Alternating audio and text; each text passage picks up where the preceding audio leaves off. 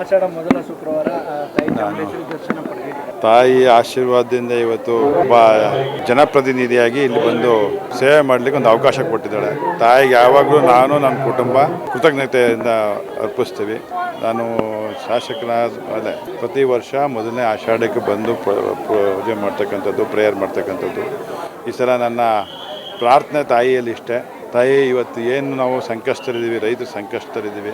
ಎರಡೂ ರಾಜ್ಯಗಳ ರೈತರು ಖುಷಿಯಾಗಿ ಇರುವಷ್ಟು ಮಳೆ ಬಿದ್ದು ಎಲ್ಲ ಸಂತೃಪ್ತವಾಗಿ ಒಳ್ಳೆ ಮಳೆ ಬೆಳೆ ಆಗಿ ಎಲ್ಲ ನಮ್ಮ ಡ್ಯಾಮ್ಗಳು ತುಂಬಿ ನಮ್ಮ ರೈತರು ದೊಡ್ಡ ಅಪಾಯದಿಂದ ಅವಘಡದಿಂದ ಪಾರಾಗಬೇಕು. ಅದಕ್ಕೆ ನಿನ್ನ ಆಶೀರ್ವಾದ ಬೇಕು. ಇವತ್ತಿಂದನೇ ತಾಯಿ ಮಳೆ ಬಿದ್ದು ಎಲ್ಲ ಸಮಸ್ಯೆಗಳಿಗೆ ಪರಿಹಾರ ನೀನೇ ಕೊಡಬೇಕು ತಾಯಿ ಅಂತ ಕೇಳಿ. ಸಚಿವ ಸಂಪುಟ ಪುನರ್ರಚನೆ ಆಗ್ತಾ ಇದೆ. ತಾಯಿ ಚಾಮುಂಡೇಶ್ವರಿಯಲ್ಲಿ ಏನಾದ್ರು ಪ್ರಾರ್ಥನೆ ಸಲ್ಲಿಸಿದೆ? ನಾನು ತಾಯಿ ಏನು ಕೊಡಬೇಕು ಅದು ಕೊಡ್ತಾಳೆ ಅನ್ನೋದ್ರಲ್ಲಿ ಪ್ರಾರ್ಥನೆ ಕೇಳಿದವರೆ ಕೊಡೋದೇ ಇಲ್ವಂತೆ. ಮಕ್ಳಿಗೂ ತಾಯಿ ಹಾಲು ಗಲಾಟೆ ಮಾಡಿದ್ರೆ, ಮಕ್ಳು ಗಲಾಟೆ ಮಾಡಿದ್ರೆ ತಾಯಿ ಹಾಲು ಕುಡಿಸಿದಿರುವಂತೆ. ಹಂಗೆ ತಾಯಿನ ಜಬರ್ದಸ್ತಾಗಿ ಕೇಳಿದ್ದೀನಿ. ನಾನು ಪ್ರಾರ್ಥನೆ ಮಾಡಿದ್ದೀನಿ, ಜಬರ್ದಸ್ತಾಗಿ ಕೊಡಲೇಬೇಕನ್ನೋ ಅಂತ ಕೇಳಿದ್ದೀನಿ. ಹೈಕಮಾಂಡ್ಗೆ ಈ ನಿಟ್ಟಿನಲ್ಲಿ ಮನವಿ ಮಾಡಿದ್ದೀರಾ ಅಥವಾ ಏನು? ಮಾಡಿದ್ದೀನಿ. ಹೈಕಮಾಂಡ್ ಹತ್ರ ಪೂರ್ಣ ಪ್ರಮಾಣದಲ್ಲಿ ಮನವಿ ಮಾಡಿದ್ದೀನಿ. ನನ್ನ ಮೇಲೆ ಒಂದು ನಂಬಿಕೆ ಇಡಿ. ನೀವು ಅವಕಾಶ ಕೊಟ್ಟರಲ್ವಾ ನನಗೊಂದು ಕೆಲಸ ಮಾಡೋಕ್ಕೆ ಗೊತ್ತಾಗೋದು. ನೀವು ಏನೂ ಕೆಲಸ ಕೊಡದೇ ನಾವು ಕೆಲಸ, ಈಗ ನನಗೊಂದು ಕೆಲಸ ಕೊಟ್ಟಾರೆ. ಚಾಮುಂಡೇಶ್ವರಿ ವಿದ್ಯುತ್ ಸರಬರಾಜು ನಿಗಮದ ನಿಯಮಿತ ಅಧ್ಯಕ್ಷರಾಗಿ 2 ವರ್ಷದಲ್ಲಿ ನಾನು ಏನು ಕೆಲಸ ಮಾಡಿದ್ದೀನಿ ತೆಗೀರಿ. ನಾನು ಗುರುತಿಸ್ತಕ್ಕಂಥ ಕೆಲಸ ಸಾರ್ವಜನಿಕವಾಗಿ ನಾನು ಕೆಲಸ ಮಾಡಿದರೆ ನನಗೊಂದು ಅವಕಾಶ ಕೊಡಿ. ನನಗೆ ಅವಕಾಶ ಕೊಡಿ. ನನಗೆ ನನ್ನ ಅವಧಿಯಲ್ಲಿ ಇದ್ರಲ್ಲಿ ನನಗೆ ವ್ಯಾಪ್ತಿಗೆ ಬರ್ತಕ್ಕಂಥದ್ರಲ್ಲಿ ಎಲ್ಲದರಲ್ಲಿ ನಾನು ಒಳ್ಳೆ ಕೆಲಸ ಮಾಡಿದ್ರೆ ಅವಕಾಶ ಕೊಡಿ. ನೀವು ಕೊಟ್ಟ ಕೆಲಸವನ್ನು ನೀತಿ ನಿಯತ ಮಾಡಿದ್ದೀನಿ. ಸರ್ಕಾರಕ್ಕೆ ಒಂದು ಕೆಟ್ಟ ಹೆಸರು ಬಂದಿಲ್ಲ. ಅತ್ಯಂತ ಖುಷಿಯಾಗಿ ನಮ್ಮೆಲ್ಲ ಅಧಿಕಾರಿಗಳಿಗೆ ಕೃತಜ್ಞತೆ ಹೇಳ್ತೀನಿ. ಭಾಳ ಖುಷಿಯಾಗಿದ್ದಾರೆ. ಎರಡನೇ ಸಚಿವ ಸಂಪುಟದಲ್ಲಿ ರಮೇಶ್ ಬಂಡಿಸಿದ್ದೇಗೌಡರು ನಾನು ಅತ್ಯಂತ ಪ್ರಾಮಾಣಿಕವಾಗಿ ನಿರೀಕ್ಷೆಯಲ್ಲಿದ್ದೇನೆ. ನನಗೆ ಕೊಡ್ತಾರೆ ಒಂದು ಅವಕಾಶನ ನನಗೆ ಕೊಡಲೇಬೇಕು ಅಂತ ಹೈಕಮಾಂಡ್ನ ನಮ್ಮ ಮುಖ್ಯಮಂತ್ರಿಗಳನ್ನ, ಹಿಂದಿನ ಮುಖ್ಯಮಂತ್ರಿಗಳು, ಇವತ್ತಿನ ಮುಖ್ಯಮಂತ್ರಿಗಳಿಗೆ ಪ್ರಾರ್ಥನೆ ಮಾಡ್ತಾನೆ. ತಾಯಿ ಚಾಮುಂಡೇಶ್ವರಿ ಸಾನ್ನಿಧ್ಯದಲ್ಲಿ ಪ್ರಾರ್ಥನೆ ಮಾಡಿದ್ದೀನಿ. ನನಗೊಂದು ಅವಕಾಶ ಕೊಡಿ. ನನಗೆ ನೀವೇನು ಅಂದ್ಕೊಂಡಿದ್ದೀರಿ? ನಾನು ಕೆಲಸ ಮಾಡೋಕ್ಕಾಗಲ್ಲ, ನನ್ನ ಕೆಲ ಮಾತಾಡ್ಲಿಕ್ಕೆ ಆಗೋದಿಲ್ಲ ಅಂತಲ್ವಾ? ಮಾತಾಡಿದ ತಕ್ಷಣನೇ ಎಲ್ಲರ ಪರ ಎಲ್ಲರೂ ಕೆಲಸ ಮಾಡಿಬಿಡ್ತಾರೆ ಅಂತ ಅನ್ಕೋಬೇಡಿ. ಮಾತಾಡೋದು ಎಷ್ಟು ಮುಖ್ಯನೋ ಅದನ್ನು ಹಂಗೆ ನಡೆಸ್ಕೋಬೇಕಾದದ್ದು ಮುಖ್ಯ. ಪ್ರಾಮಾಣಿಕತೆನೇ ಗುರ್ಸ್ಬೇಕು. ನೀವು ಪ್ರಾಮಾಣಿಕತೆ ಗುರ್ಸ್ಬೇಕು, ಪಕ್ಷಕ್ಕೆ ನಿಷ್ಠೆಯವ್ರು ಗುರ್ಸಿಸ್ಬೇಕು. ಜೊತೆಗೆ ನಿಮ್ಮ ಒಂದು ಕೆಲಸ ಕೊಡ್ಲಿಕ್ಕೆ ಒಂದು ಅವಕಾಶ ಮಾಡಿ ಕೆಲಸ ಮಾಡಿ. ಇಲ್ಲ ಪ್ರಾಮಾಣಿಕವಾಗಿ ಕಾಂಗ್ರೆಸ್ ಹೈಕಮಾಂಡು ಇವತ್ತು ಯಾರಿಗೂ ಕೊಡಬೇಕು, ಯಾರು ಪಕ್ಷ ಕಟ್ತಾರೆ, ಸಂಘಟನೆ ಮಾಡ್ತಾರೆ ಅಂತ ಒಂದಿದೆ. ಒಂದು ಹೊಸ ಮುಖಕ್ಕೆ ಅವಕಾಶ ಕೊಟ್ಟು ನೋಡಿ. ಒಂದು ಹೊಸ ಮುಖಕ್ಕೆ ಅವಕಾಶ ಕೊಟ್ಟರಲ್ವಾ, ಅವ್ರ ತಲೆ ಒಳಗಡೆ ಇರೋದು ಬರೋದು ಪ್ರೆಸೆಂಟ್ ಮಾಡೋದು ಅವಕಾಶ ಸಿಕ್ಕಲಿ ನಮಗೂ. ಬಿಡದಿ ಟೌನ್ಶಿಪ್ ವಿಚಾರ ತಾವೆಲ್ಲ ಗಮನಿಸ್ತಾ ಇದ್ದೀವಿ. ನಾನು ಬಿಡದಿ ಟೌನ್ಶಿಪ್ ವಿಚಾರದಲ್ಲಿ ನಾನು ಒಂದು ಮಾತು ಹೇಳಲಿಕ್ಕೆ ಬಯಸ್ತೇನೆ ಪ್ರಾಮಾಣಿಕವಾಗಿ. ಇದರಲ್ಲಿ ನಮ್ಮ ಸನ್ಮಾನ್ಯ ಗೌರವಾನ್ವಿತ ಮಾಜಿ ಪ್ರಧಾನಮಂತ್ರಿಗಳಾದಂಥ ದೇವೇಗೌಡರು, ಸನ್ಮಾನ್ಯ ಗೌರವಾನ್ವಿತ ಮಾಜಿ ಮುಖ್ಯಮಂತ್ರಿಗಳಾದಂಥ ಕುಮಾರಸ್ವಾಮಿಯವರು ರಾಜಕಾರಣ ಮಾಡೋದು ಬೇಡ. ಯಾರೋ ಒಂದು ಒಳ್ಳೆ ಕೆಲಸ ಮಾಡಲಿಕ್ಕೆ ಒಂದು ಅವಕಾಶ ಇದೆ. ಅವ್ರು ಯಾರು? ಡಿ ಕೆ ಶಿವಕುಮಾರ್ ಯಾರು? ಅವ್ರೇನಾರು ಅವ್ರ ಮನೆಗೆ ಮಾಡ್ಕೊತಿದ್ದಾರ? ಅವರೇನಿಲ್ಲ. ನೀವು ಮಾಡಿರೋ ಕೆಲಸನ ಅವ್ರು ಮುಂದುವರಿಸ್ತಾ ಇದ್ದಾರೆ ಅಷ್ಟೇ. ಅದಕ್ಕೆ ಅವಕಾಶ ಕೊಡೋದಿಲ್ಲ. ಅವತ್ತೇನು ಮಾಡ್ತಿದ್ರಿ ನೀವು? ಎರಡು ಬಾರಿ ಅವಕಾಶ ಸಿಕ್ಕೈತೆ ನಿಮಗೆ ಮುಖ್ಯಮಂತ್ರಿಗಳ ಕೆಲಸ ಮಾಡಲಿಕ್ಕೆ. ನೀವೇ ರೆಡ್ ಝೋನ್ ತಂದಿದ್ದೀರಿ. ಯಾರು ರೆಡ್ ಝೋನ್ ತಂದಿರೋ ರೈತರಿಗೆ? ನೀವು ರೆಡ್ ಝೋನ್ ತೆಗೆದಿದ್ದರೆ ರೈತರು ಇಷ್ಟೊತ್ತಿಗೆ ಮಾರ್ಕೊಳ್ಳೋರು, ಅವ್ರು ಕಟ್ಟಿಸೋಕ್ಕಾಗೋದು ಇಲ್ಲ, ಅವ್ರು ಡೆವಲಪ್ ಮಾಡೋರು, ಸೈಟ್ಗಳು ಮಾಡೋರು, ಬೇರೆ ಕೆಲಸ ಮಾಡೋರು. ನೀವು ಎಲ್ಲನೂ ಬ್ಲ್ಯಾಕ್ ಮಾಡಿಬಿಟ್ಟು ಇವತ್ತು ನೀವು ಅದನ್ನು ಏನೋ ಒಂದು ಒಳ್ಳೆ ಕೆಲಸ ಮಾಡೋಣ ಅಂತ ಪರಿಹಾರ ಎಷ್ಟು ಕೊಡ್ತಾವ್ರೆ? 2.5 ಕೋಟಿ ರೂಪಾಯಿ ದುಡ್ಡು ಪರಿಹಾರ ಕೊಡ್ತಾವ್ರೆ. ನೀವೆಷ್ಟು ಕೊಟ್ಟಿದ್ರಿ ಸಮಯ ಹೇಳಿ? ನೀವು ಏನೋ ವೈಯಕ್ತಿಕ ಏನೋ ಒಬ್ಬರ ಮೇಲೆ ದ್ವೇಷ ಸಾಧನೆ ಮಾಡಬೇಕು ಅಂತ ಮಾಡ್ತಕ್ಕಂಥದ್ದಲ್ಲ. ಅದು ಯಾವತ್ತೂ ಮಾಡಬಾರ್ದು. ಈಗ ಅವ್ರಿಗೆ ಒಂದು ಅವಕಾಶ ಸಿಕ್ಕದೆ, ಅವ್ರಿಗೆ ಹೇಳಿ ಹಿಂಗೆಲ್ಲ ಹಿಂಗೆ ಸರಿಪಡಿಸ್ಕೊಳ್ಳಿ ಅಂತೇಳಿ ನೀವು ಗೈಡ್ ಮಾಡಬೇಕು ಹೊರತು ನಮ್ಮ ರಾಷ್ಟ್ರದ ಮಾಜಿ ಪ್ರಧಾನಮಂತ್ರಿಗಳು ಗೈಡ್ ಮಾಡ್ಬೇಕು ಅವ್ರಿಗೆ. ನಿಮ್ಗೆ ಆ ಮುತ್ಸದಿತನ ಬೆಳೀಬೇಕು. ನೀವು ಹಿಂದೆ ಇದ್ದ ದೇವೇಗೌಡರು ಎಲ್ಲೋದ್ರು? ಪರ್ಸನಲ್ ರಿಜಿಡಿ ಅದಾಗಬಾರ್ದು. ನೀವು ಗೈಡ್ ಮಾಡಿ. ನಿಮ್ಗೆ 2 ಸಲ ಮುಖ್ಯಮಂತ್ರಿಗಳಾಗಿ ಅನುಭವ ಅದೇ. ಡಿ ಕೆ ಶಿವಕುಮಾರ್ ಕೇಳೋದಿಲ್ಲ ಅಂತ ಏನಿಲ್ಲ. ಡಿ ಕೆ ಶಿವಕುಮಾರ್ ಹಂಗಾಗಿದ್ರೆ ಪ್ರಧಾನಮಂತ್ರಿಗಳನ್ನ ಯಾಕೆ ಭೇಟಿ ಮಾಡಬೇಕಾಗಿತ್ತು? ಮುಖ್ಯಮಂತ್ರಿಗಳಾದ ತಕ್ಷಣ ಪ್ರಧಾನಮಂತ್ರಿಗಳ ಭೇಟಿ ಮಾಡಿದ್ರು. ಅವತ್ತು ಆಶೀರ್ವಾದ ಮಾಡಿ ಒಳ್ಳೇದಾಗ್ಲಿ ಕಣೆ ಅಂತ ಕರೆಸಿ ಮಾತಾಡಿ. ಅವ್ರು ಬರೋದಿಲ್ಲ ಅಂದ್ರೆ ಕೇಳಿ, ನಾನು ಕರ್ಕೊಬತ್ತೇನೆ ಡಿ ಕೆ ಶಿವಕುಮಾರ್ ಅವ್ರನ್ನ. ಕೈ ಬಿಡಲೇಬೇಕು ಅನ್ನೋ ಕೈ ಬಿಡದಂಗೆ ಆಯ್ತದೆ. ಅವರ BJP ಮಾಡಿರೋದು, JDSನವರೇ ಮಾಡಿರೋದು. ರೆಡ್ ಝೋನ್ ತಂದವ್ರು ಯಾರಪ್ಪ? ಬಿಡದಿನ ಇದರಲ್ಲಿ ಡೆವಲಪ್ಮೆಂಟ್ ಮಾಡಬೇಕು ಅಂತ ತಂದವ್ರು ಯಾರು? ಆರೋಹಳ್ಳಿ KIDPಗೆ ಅಕ್ವಿಷನ್ ಮಾಡ್ತವ್ರು ಯಾರು? ಅವತ್ತು ಪರಿಹಾರ ಏನು ಕೊಟ್ಟಿದ್ರಿ ಹೇಳಿ, ಪ್ರಾಮಾಣಿಕವಾಗಿ ಮಾತಾಡೋಣ.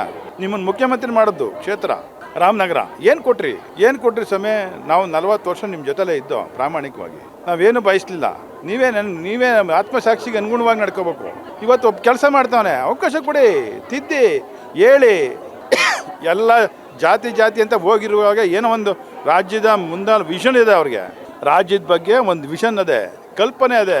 ಆ ಕಲ್ಪನೆಗೆ ಸಹಕಾರ ಕೊಡಿ, ಸಮಾಧಾನವಾಗಿರಿ. ಹಿಂದೆಯೂ ಕೂಡ ಎಸ್.ಎಂ. ಕೃಷ್ಣ ಅವರಿಗೆ ಕಿರುಕುಳ ಕೊಟ್ಟಿದ್ದ ರೀತಿ ಡಿ.ಕೆ. ಶಿವಕುಮಾರ್ ನಾನು ಯಾರ ಬಗ್ಗೆನೂ ಏನೂ ಮಾತಾಡ್ಲಿಕ್ಕೆ ಹೋಗೋದಿಲ್ಲ.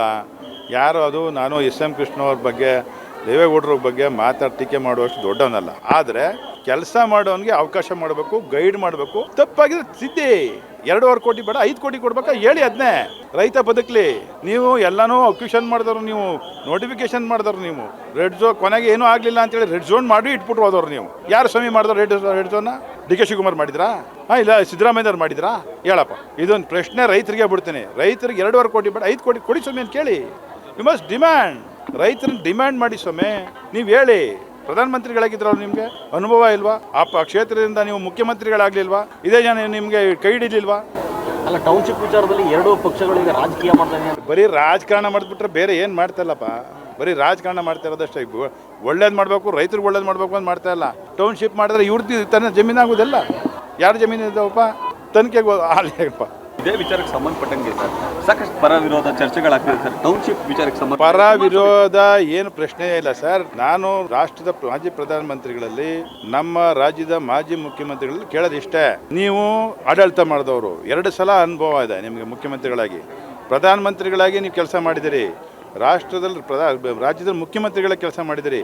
ನೀರಾವರಿ ಇಲಾಖೆ ಅಂತ ಬೃಹತ್ ನೀರಾವರಿಗೋಸ್ಕರ ಹೋರಾಟ ಮಾಡಿದ ಅನುಭವ ಇದೆ ನಿಮಗೆ. ನೀವು ಬಿಡದಿಯಲ್ಲಿ ಏನು ಮಾಡಿಕೊಟ್ಟಿದ್ರಿ? ನೀವೇ ತಾನೇ ಅಕ್ವಿಷನ್ ಮಾಡಿದ್ರು ಯಾರು ಸಮಯ? ನೀವೇ ತಾನೇ. ಎಷ್ಟು ಲಕ್ಷ ಪರಿಹಾರ ಕೊಟ್ಟಿದ್ರಿ ಅವತ್ತು? 8 ಲಕ್ಷ, 10 ಲಕ್ಷ, 50 ಲಕ್ಷ ಕೊಟ್ಟಿದ್ರಿ.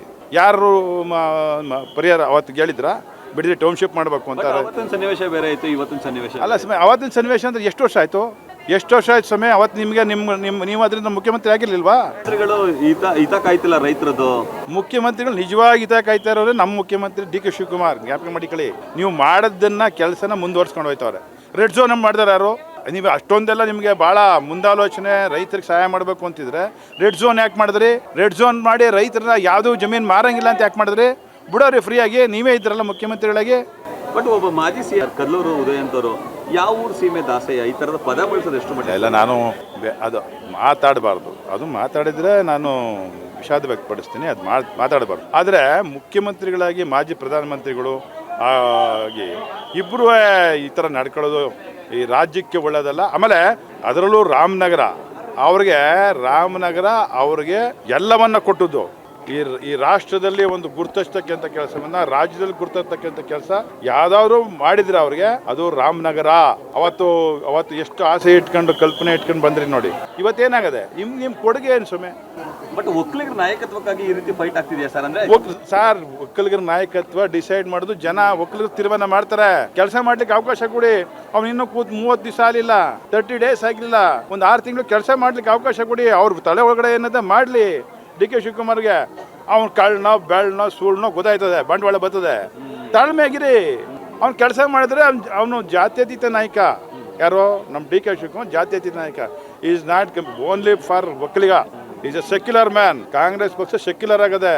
ಒಂದು ಅವಕಾಶ ಕೊಟ್ಟಿದ್ದಾರೆ, ಮಾಡಿ. ಅದಕ್ಕೆ ಅವಕಾಶ ಕೊಡಿ. ಏನಾರ ಸರಿಪಡಿಸ್ಕೋಬೇಕು ಅಂದ್ರೆ ಕರೆದು ಮಾತಾಡಿ. ಮಾಜಿ ಪ್ರಧಾನಮಂತ್ರಿಗಳು ಡಿ.ಕೆ. ಶಿವಕುಮಾರ್ ಅವ್ರನ್ನ ಕರೆದು ಮಾತಾಡಿ ಸಮಯ. ಬಟ್ ಕಾಂಗ್ರೆಸ್ ಪಕ್ಷ ಮಾಡಿಯೇ ತಿರ್ತದೆ ಸರ್.